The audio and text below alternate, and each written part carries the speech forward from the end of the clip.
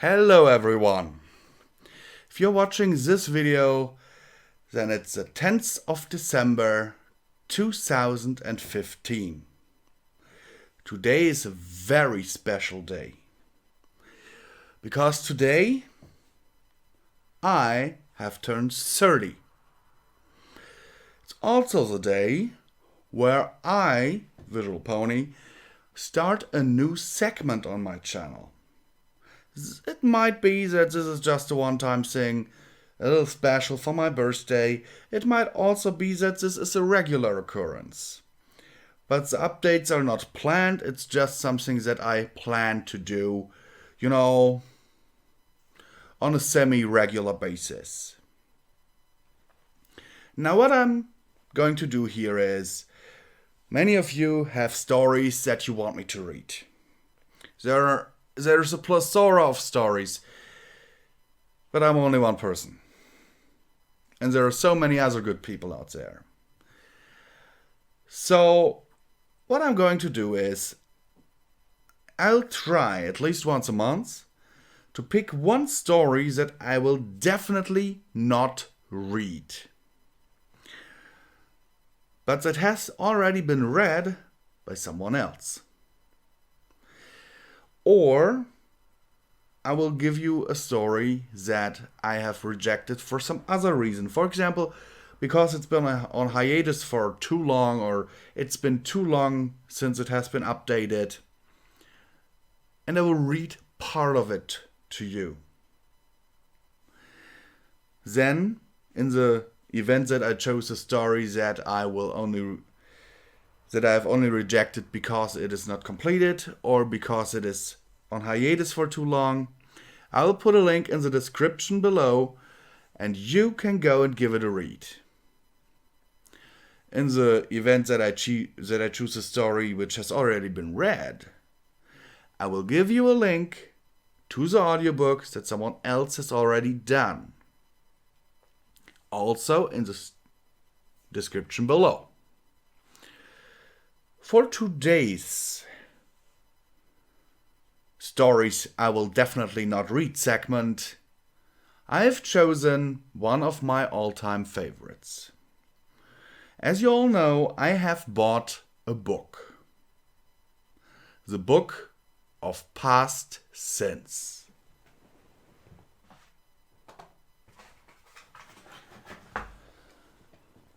Came in this box with a little label on it. Don't know if you can see that. Here. Past Sins, 2nd edition. From the EQP Brony Publishing community. There it is. And what I'll do... Yes, I actually keep it in this box so the book doesn't get damaged, because this story is one of my all-time favorites. I admit I have not read this book yet, because I know the story basically, but this is another thing I will do. I will give you a quick rundown of the story so you have an idea what it's about, and see if you would be interested in it. Because there are so many good stories out there, but as I said, I'm just one person. There's no way I could narrate everything, even though I try to pick the good ones. So,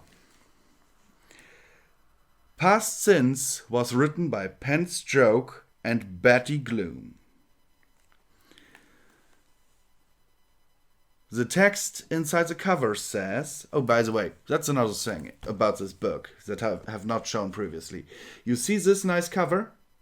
It's just a protective cover, because you can take it off, and underneath that you have a nice book with Past Sins on its back and Nightmare Moon's logo in gold on the front. It is awesome.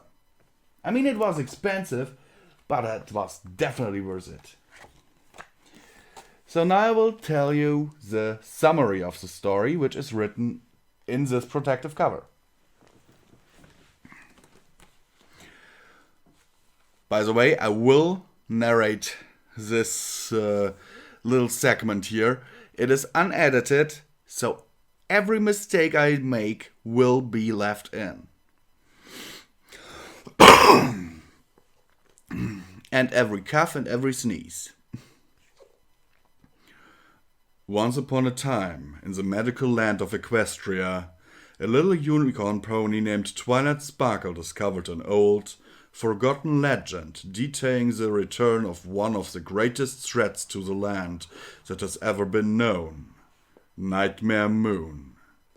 Yet, on the night that she returned, Twilight and her friends gathered the greatest magic known to ponydom, the elements of harmony, and used them against Nightmare Moon, changing her back into the long-forgotten Princess Luna. Thus, the day was saved, and the fabled mare in the moon would never threaten Equestria again. Or so they thought. 2 years have passed since that fateful event, and dark forces are on the rise.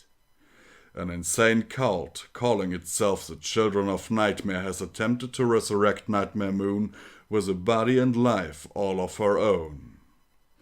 To do this, they had required only 2 items. The remaining shreds of the magic...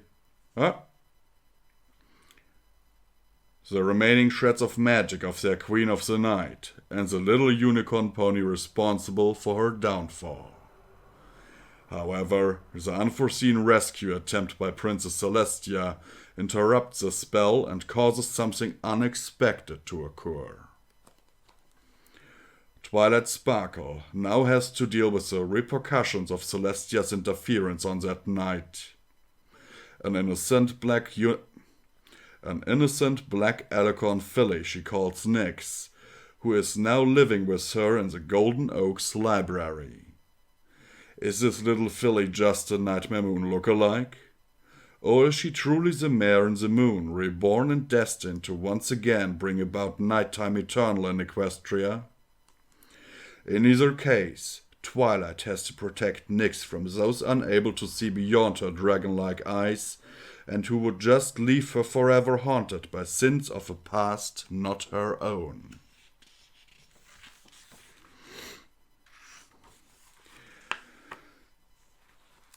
This in itself sounds very interesting to me, if you ask me. You should, by the way, in the background see the cover of the story. Then there is a certificate of authenticity in this book. I will show you here. There it is. And it says that I have book number 910 of 1,000. This is awesome. So there are only 1,000 copies of this book, and I've got one of them. Wow. So, the subtitle to the story Past Sins is What Else Can You Be When the World Can Only See a Monster? And there is a dedication in this book. Dedicated to my loving aunt. Amongst the first to encourage me to write. She passed away while this story was being written.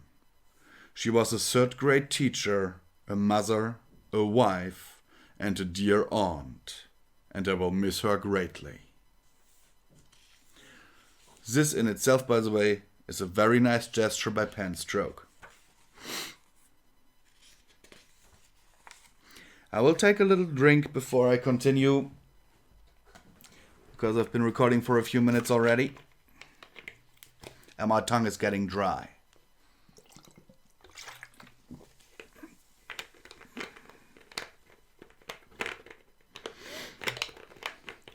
Yeah, doing this one-handed isn't that easy.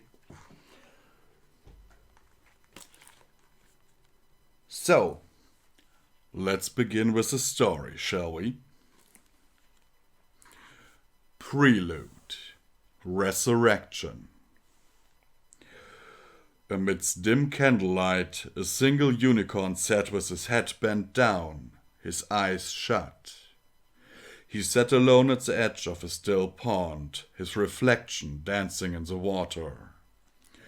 The pond was nestled deep within the ever-free forest, where the darkened trees with their gnarled branches surrounded all sides like silent sentinels. While most of Equestria had just shifted into spring, the Everfree was still gripped by clinging bits of winter. Snow covered the ground, and there was a lingering chill in the air. The unicorn's hot breath left puffs of steam to curl and rise for a few seconds before disappearing into the night. For a long while, the unicorn had sat in utter silence on the edge of the pond, with only a few nearby candles for company. The light from the tiny, flickering flames fell upon his coat and mane, which had been dyed from its natural color to a pitch black. Even his cutie mark had been covered by the dyes, his flank appearing utterly blank. Only the quiet sounds of the forest were audible. There was the creaking of the trees, the shifting of the pond water, and the occasional buzz and chirp of insects. In all, it was a scene of tranquility, and it was just what the unicorn needed to prepare for the task of the evening. Yet, as he took in another deep breath, hoofsteps began to echo across the trees. Nexus, we're ready when you are.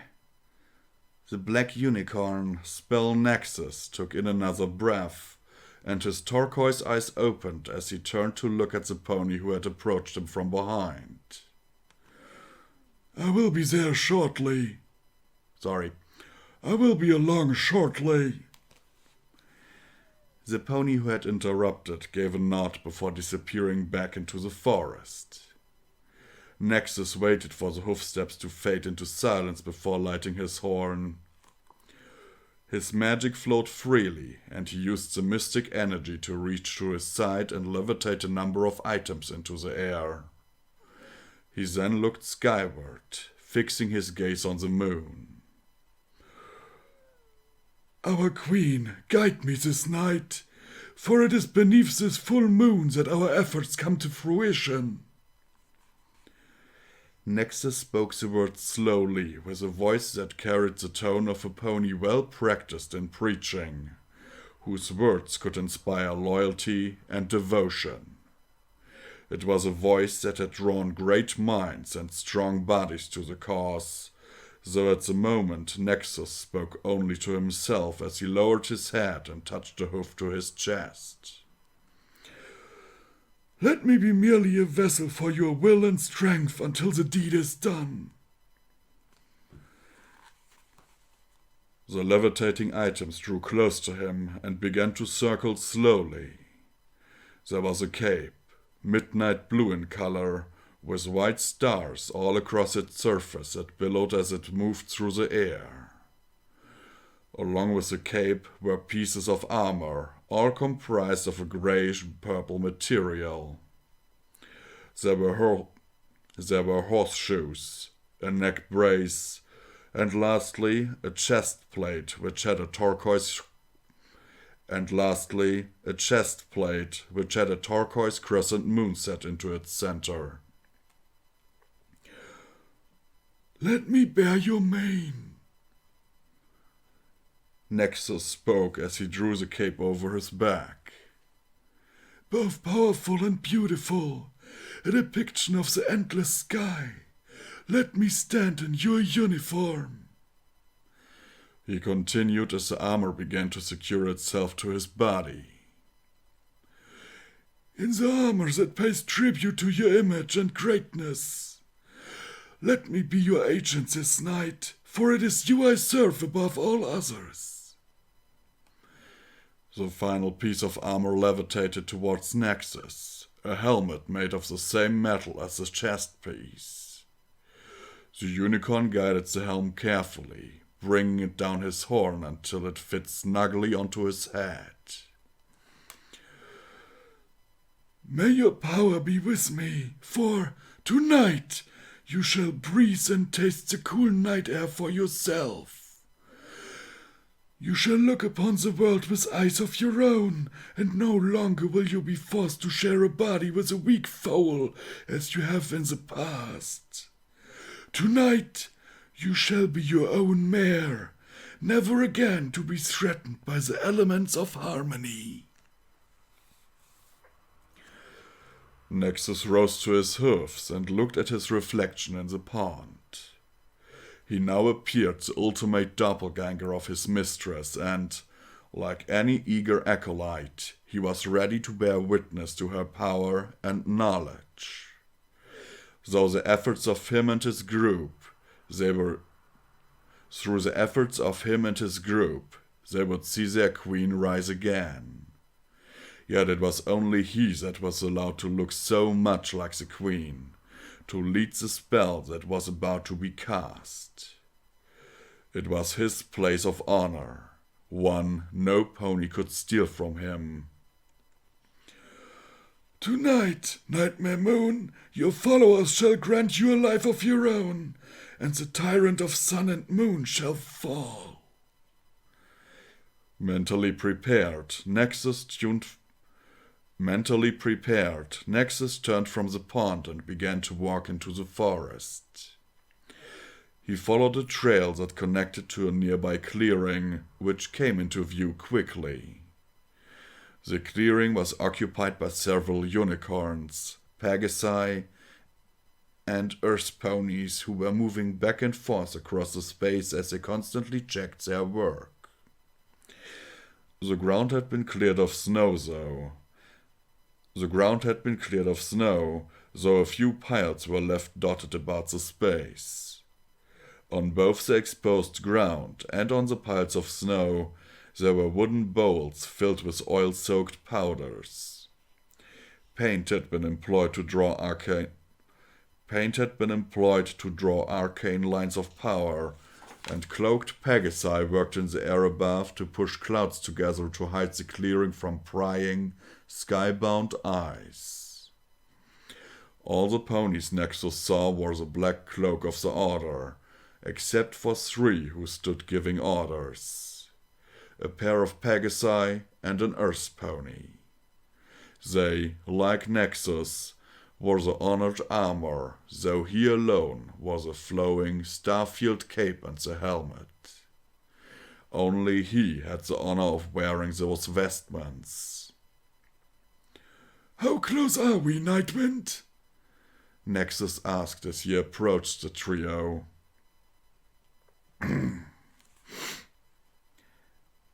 Cloud cover is almost complete, and the Pegasi only need a few minutes to get their bowls. The dark purple Pegasus answered, staring back at Nexus with her turquoise eyes. Such eyes were the sign of the Order, a blessing that granted not just their Majesty's regal turquoise eye, but also enlightenment.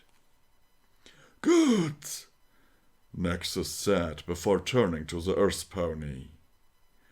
"Stonewall, do you have the items?"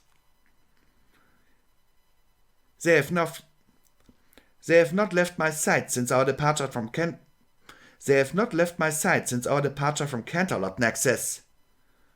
The Earth Pony replied, motioning to the bowl that was currently resting on his back. "And Greygale, is our special guest awake?" "Oh yeah, she just woke up," the Grey Pegasus answered. "And boy, she's scared." That's because you told her Stonewall would snap her horn off if she tried to escape," Nightwind snipped. Greygale shrugged her shoulders nonchalantly. "Hey, it kept her from trying anything." "She couldn't try anything even if she wanted to. She's got an anti-magic brace on her neck." "You have done well. You have all done well," Nexus spoke, stopping the argument before it could go any further. But now we must all take our places. Stonewall takes the sacred items to the center of the ritual. Greygale, Nightwind, prepare your torches and head to the sky. The three nodded, moving to their assigned tasks while Nexus turned his attention to one side of the clearing. There, lying on the ground, was a mare who had her hoofs hooked. There, lying on the ground, was a mare who had her hoofs hooked tight with rope and a closed bag over her head. Treading carefully, Nexus moved between the wooden bolts and approached the hog-tied pony. Her violet coat was dirty from lying on the ground, and her dark purple mane was a rough mess.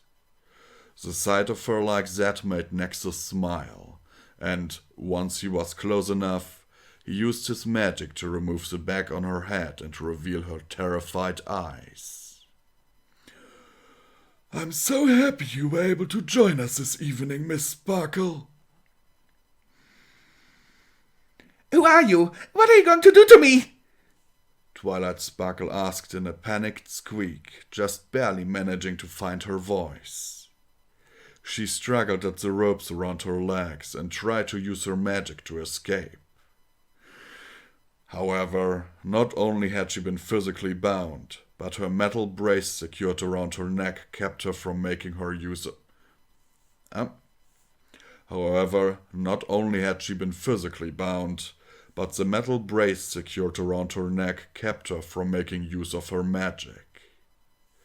Nexus laughed a little to himself and used his magic to pick Twilight off the ground. Inquisitive, though I should expect no less from Celestia's star pupil, he said with smug superiority. He then turned and began walking towards the center of the clearing as Twilight floated behind him. Ahead of him, the Earth Pony Stonewall had set up a metal pedestal, upon which he had placed a wooden bowl from his bag. What we have planned for you, Twilight Sparkle, is very simple. As to who we are, well, consider us simply the loyal servants of Equestria's true queen, Her Regal Majesty, Nightmare Moo. Are you crazy? Twilight asked as she twisted around in Nexus's magic, continuing to try and free herself. Nightmare Moon is gone. How can you serve a pony that is gone? It is much easier than you think, Miss Sparkle. I will not, however, spoil the surprise. For the moment, all you need to know is that your contribution is appreciated. At that, Nexus replaced the bag on Twilight's head. He secured it tightly before placing a sound-dampening spell across the fabric, which muffled Twilight's continued protests. Leaving Twilight floating and thrashing in the air, Nexus walked over to the metal pedestal. He examined the contents of the wooden bowl set upon the tall, narrow metal table, and his eyes gleamed in anticipation. Inside the bowl were curled shreds of what looked like paper. They were black in color, with a big, turquoise crescent moon adorning the largest of the pieces. Nexus then turned his attention to a dagger resting beside the bowl, picking it up with... Nexus then turned his attention to a dagger resting beside the bowl, picking it up with his magic. The blade was fine, sharp, and clean. It had never been used, although Nexus intended to change that. He turned back towards Twilight, who was still twisting, flailing, and shouting out muffled protests. He drew close and, after lowering Twilight a little closer to the ground, Nexus proceeded to give the mare a swift kick in the stomach. The kick quickly made Twilight stop flailing. She hung limply, trying to catch the breath that had been knocked from her lungs as Nexus moved in with a dagger. He drew the blade across part of Twilight's leg, leaving a very shallow wound. It was no worse than a paper cut, but Twilight still screamed. She screamed both from the pain and also in fear for her own life. Nexus, however, showed no interest in harming Twilight further. He instead focused on the wound he had created. It had begun to weep blood, and Nexus set the dagger against it. He gathered several drops of blood on the blade and then placed it into the bowl with Nightmare Moon's remains. Yes, steal the life of the blood of the bearer of the element of magic. Let it give you strength, so that you may shed the rest of her blood with your own hoofs. Nexus whispered to the shreds, as if in prayer. He then levitated Twilight back on the edge of the clearing and dropped her unceremoniously at the base of a tree before he approached the metal pedestal. At the same time, the other cloaked ponies, as well as Stonewall, Nightwind, and Greygale, turned their attention to Nexus. They watched him, and they fell silent as he began to speak to them as a preacher would to his congregation. Brothers and sisters, for nearly 2 years we have toiled in secrecy. We worked behind the backs of the guards and tyrant princesses, and we put our own safety at risk. Personal fortunes and countless hours have been spent to bring us to this point. But now we are ready. The spell is prepared. Tonight we, the children of Nightmare, shall see our queen given life, blood, and form of her own. The rest of the cult ponies cheered and stamped their hoofs against the ground in applause. Spell Nexus smiled, and he took in their... Spell Nexus smiled, and he took in their joy for just a moment before he continued to speak. Once, our queen and Luna were one and the same, but the elements of harmony could not destroy what our queen was. Now, that power could only peel her away from... No, that power could only peel her away from the weak foe Luna. It could only trap her essence in the precious shreds. It was a horrible fate, but it is because of the elements of harmony's inability to destroy our queen that we can stand here tonight. For it is tonight we give this essence of our queen life of its own. It is tonight our queen shackled... Sorry, I need a drink. I know it's a bad timing.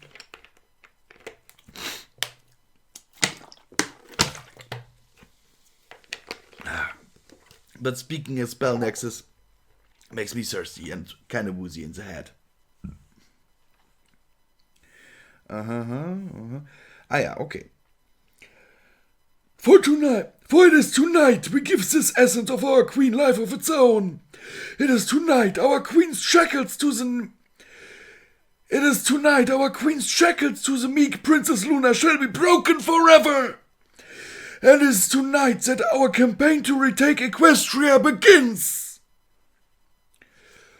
Nexus reared back and raised his voice to a triumphant shout. Now, lend your magic to the spell, my brothers and sisters, for tonight our victory is at hand. For tonight, Nightmare Moon shall be born anew. The cult cheered, sharing in Spell Nexus's jubilation before quickly going about their work. The unicorns formed a circle around the clearing, and their horns glowed as the circles of paint they had drawn on the forest floor came to life with a blue incandescence. At the same time, Stonewall, one of the few earth ponies at the ritual, walked around the circle. With a torch in his mouth, he lit the bowls filled with oil-soaked powders, causing them to flare with an eerie blue flame.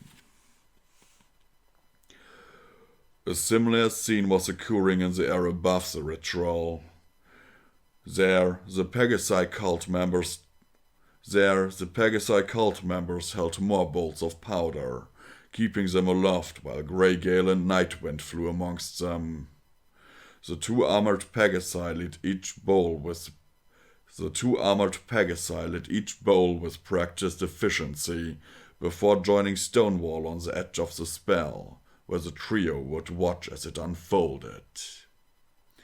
Spell Nexus himself watched all this, and once all the bowls were lit, he waited until the air became sufficiently saturated with magic.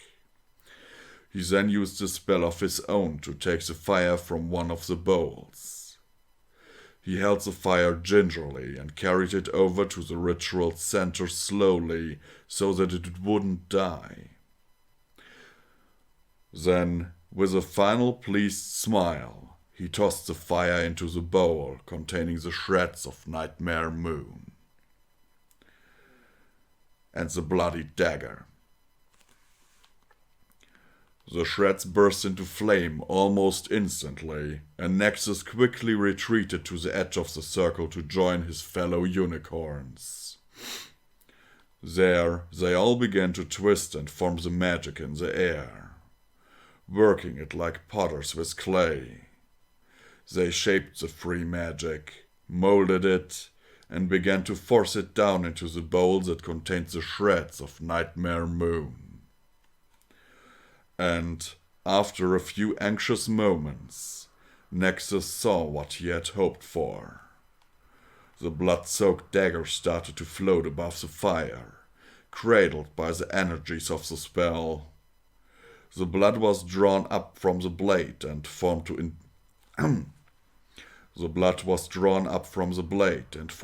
a single crimson sphere.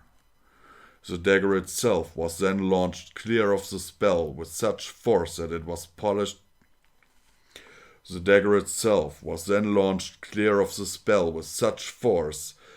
polished blade dug deep into one of the trees surrounding the ritual.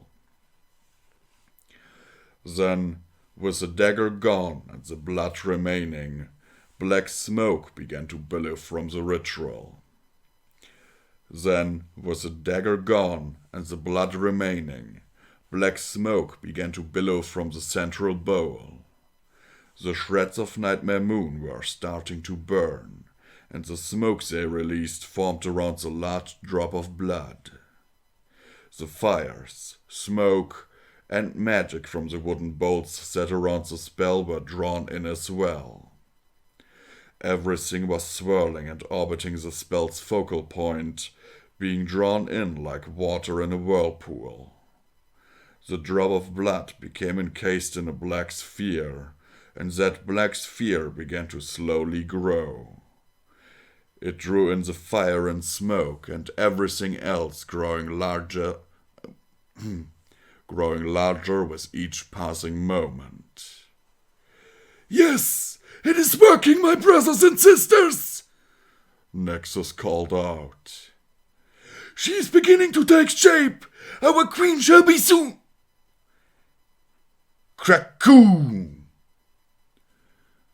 Many of the cult ponies jumped a foot in the air when a single bolt of lightning raced down from the sky and struck the very center of the spell, sundering the metal podium and wrapping the drop of blood, the shreds of Nightmare Moon, and the wooden bowl in crimson flames.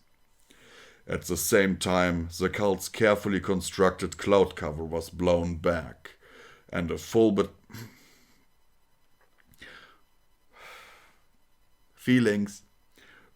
battalion of royal guards flew down from the sky. Freeze! You are all under arrest! Several of the guards shouted as dozens of other gold-armored Pegasi landed in the center of the clearing. However, not a single pony froze. The cultists instead charged the guards, turning the once carefully tended clearing into a battlefield. Yet, as the battle began, Spell Nexus stood flabbergasted. He watched as the center of the spell and the precious shreds of Nightmare Moon were destroyed. All their plans had been decimated by a single surge of magical lightning. Lightning that could only have come from one source. Turning his eyes skyward, Nexus glared at the next figure to float down through the hole in the clouds. With a single flash of her horn, the figure brushed away the cloud cover like... We all know who's coming there, but it's still feelings, guys. It's hard to narrate through feelings. With a single flash of her horn, the figure brushed away the cloud cover like frost from a cup of hot cocoa. Celestia! Nexus forced through gritted teeth as he locked his turquoise eyes on the Sun Princess. She floated down amidst the fighting, casting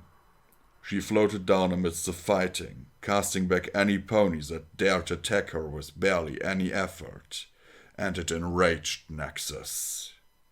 Every fiber of his being wanted him to attack, to smite down Celestia for daring to interrupt the ritual, but he knew better. Don't think you've won today, Celestia.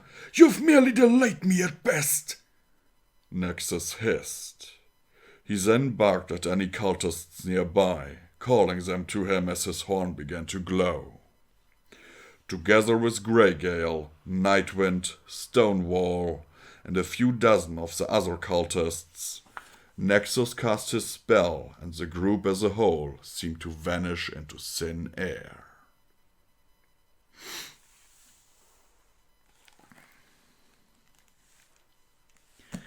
This was not the entirety of the prelude. It's a bit longer. As we now learned, Twilight is actually rescued.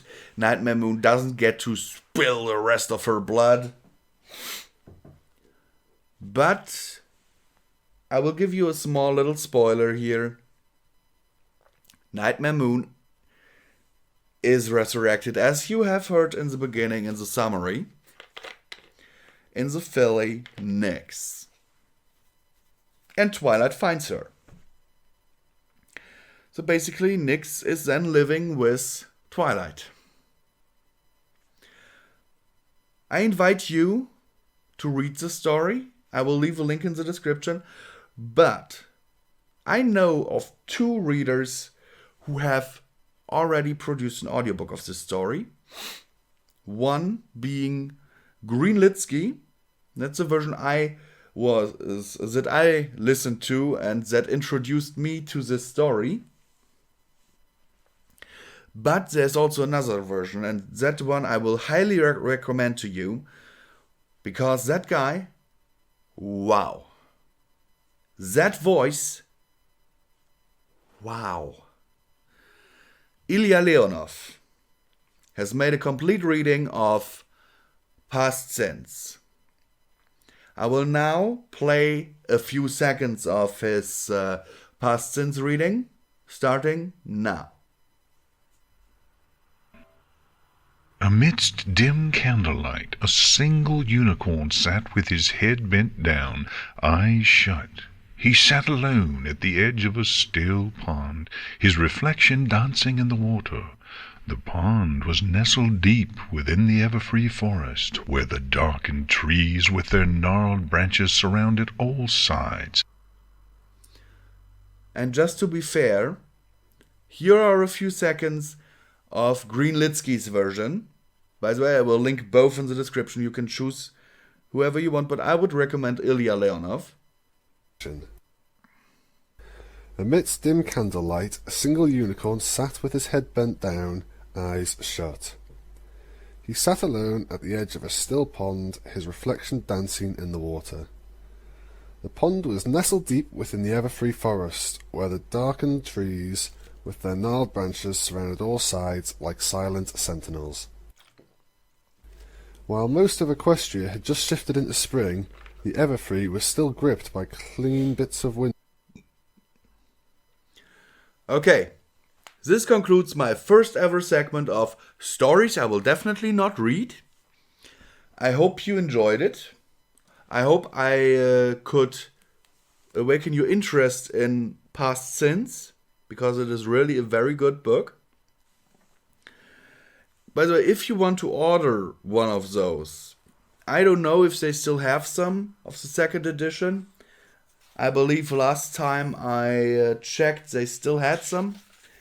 I will leave a link in the description where you can basically go to their website and email them. If they still have some, it was I think 20 for the book and 25 shipping and handling. So it's not cheap, but the book is worth it. Especially since it's such a limited edition. So this book goes back in here. I love this book. And now I am expecting a few guests today for my 30th birthday. It is the first time in years that I'm going to have my birthday actually celebrated. Wow, it's a very strange feeling, I must admit. So I will leave you with this. I will most likely not answer to comments under this video, at least not for 1 or 2 days, because I'm pretty sure that after this party this evening I'll be pretty wasted. So I'll leave you at that. And you can check out Illya or Greenlitsky, whoever you prefer. But even though I must say I have listened to Greenlitsky first, and this was the version that introduced me to that story, I think that Illya has more potential and has a very nice narrating voice. So, see you next time.